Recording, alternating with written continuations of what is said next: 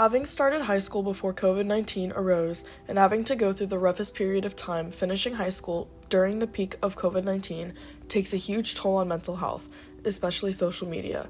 Student interactions that once occurred face-to-face shifted to isolation, with technology becoming the only connection between them.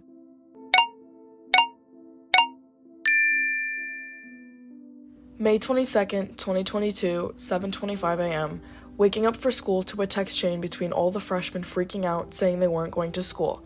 I blinked at the screen, confused, and then saw why.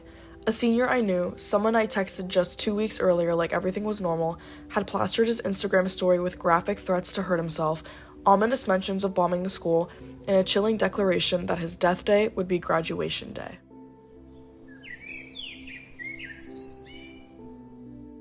Four years after everything, a former student, Orwayne Gomes, who has been at Lamont for 14 years, is here to give us his perspective on the incident.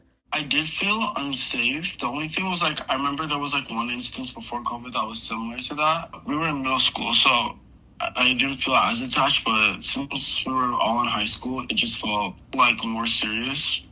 It made me feel less, safe at school, and, also made me think, you really don't know, how people are doing at, home and, what they're really thinking about. I don't know him personally. I, definitely did not expect to see it. He was in my sister's grade, so I knew of him. Yeah, definitely not something that any of us would expect to happen or that he would, want to do.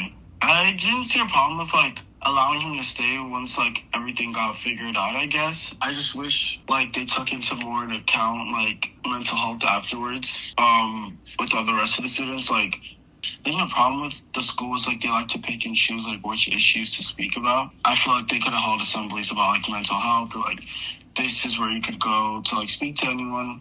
The school just never really spoke about it.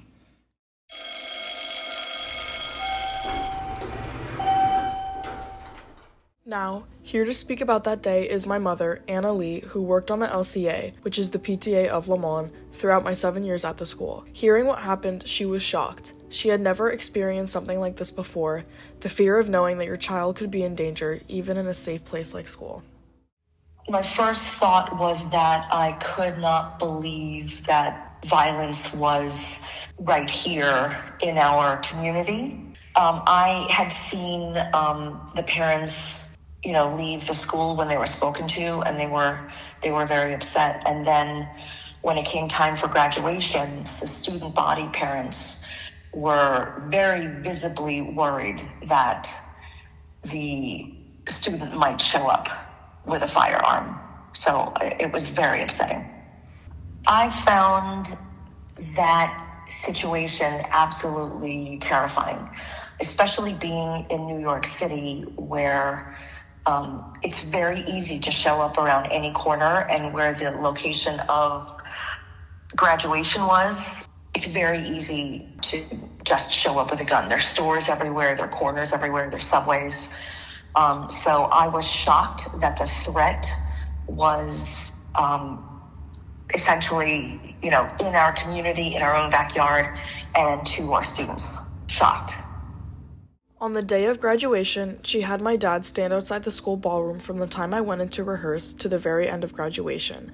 When I think back to that morning, it reminds me how deeply intertwined our social lives and emotional well-being have become with screens and social media, especially during the isolation of COVID-19. As research in teens' own voices emerge, extended time on social platforms during the pandemic was linked with worsening mental health symptoms, even as it provided a sense of connection that in-person interaction couldn't fully replace. If anything, these experiences make it clear that strengthening real support systems in schools, families, and communities is critical to helping adolescents feel seen, heard, and supported as they cope with both their online and offline worlds.